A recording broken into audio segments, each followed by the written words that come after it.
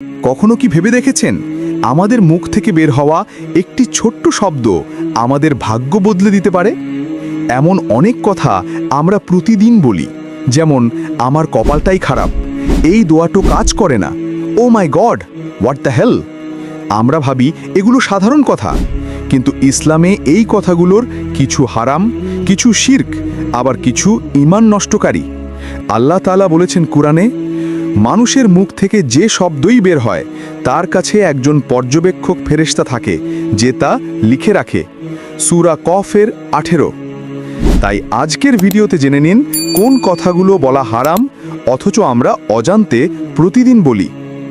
দেখুন ভিডিওটি শেষ পর্যন্ত, হয়তো একটিমাত্র কথাই আপনাকে জাহান্নাম থেকে বাঁচাতে পারে। শুরু করা যাক। 1. অনেক মানুষ হতাশায় বলে থাকে আমার কপালটাই খারাপ। এই কথায় আল্লাহর তাকদীরের ওপর অভিযোগ করা হয়।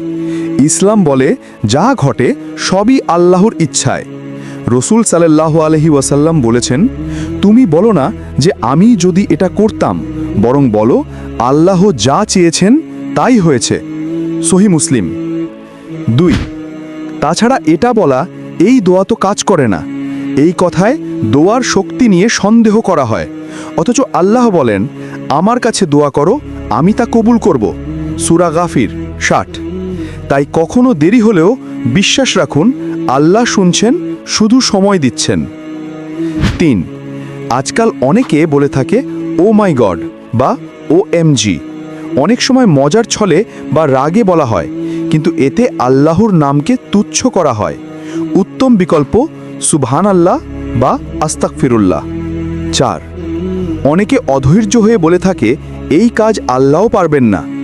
এটা সবচেয়ে ভয়ঙ্কর কথা, কারণ এতে আল্লাহর ক্ষমতাকে অস্বীকার করা হয়।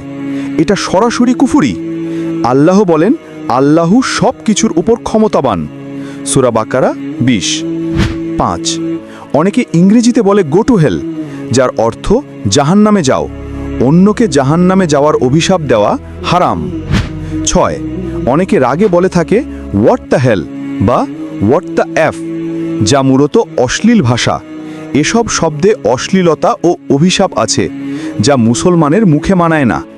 আল্লাহ বলেন আল্লাহ সব কিছুর ওপর ক্ষমতাবান। সূরা বাকারা 20। 7. মানুষ রাগে বা মজার ছলে বলে থাকে ওই লোকটা তো জাহান্নামী বা তুই জাহান্নামে যাবি। আমরা কারোর অন্তরের বিচার জানি না। রসুল সাল্লাল্লাহু আলাইহি ওয়াসাল্লাম বলেছেন, যে কারো সম্পর্কে বলল সে জাহান্নামী, যদি সেই ব্যক্তি জাহান্নামী না হয় তাহলে সেই কথাটি বলার ব্যক্তি নিজেই সেখানে যাবে। সহিহ Bukhari. 8. I swear two god, যা মূলত আল্লাহকে নিয়ে শপথ করা। যদি সত্য না হয় তাহলে এটি বড় গুনাহ। 9. ড্যাম বা ড্যামেট, অর্থ ধ্বংস হোক। এটি অভিশাপের মতো কথা, ইসলাম নিরুৎসাহিত করেছে। 10.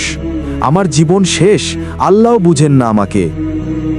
আল্লাহর রহমত থেকে নিরাশ হওয়া বড় গুনাহ। আল্লাহ বলেন আল্লাহর রহমত থেকে নিরাশ হয়ো না, শুধু কাফেররাই নিরাশ হয়। সূরা ইউসুফের 87। প্রতিটির অর্থ ইসলামী দৃষ্টিকোণ এবং বিকল্প শব্দ, যেমন সুবহানাল্লাহ, আলহামদুলিল্লাহ, আস্তাগফিরুল্লাহ। আল্লাহ আমাদের মুখে একটি ছোট জিহ্বা দিয়েছেন, কিন্তু সেই জিহ্বাই হয়তো আমাদের জান্নাতের টিকিট, আবার হতে পারে জাহান্নামের পথ। তাই আসুন আমরা মুখকে পবিত্র রাখি, আল্লাহর নাম জপে জীবন সাজাই, আর জিহ্বাকে ব্যবহার করি শুধু কল্যাণের জন্য। যদি ভিডিওটা দেখে কোনো উপকার হয় তো লাইক ও সাবস্ক্রাইব করুন, এবং কিছু বলতে চাইলে কমেন্ট করবেন। আল্লাহ হাফেজ।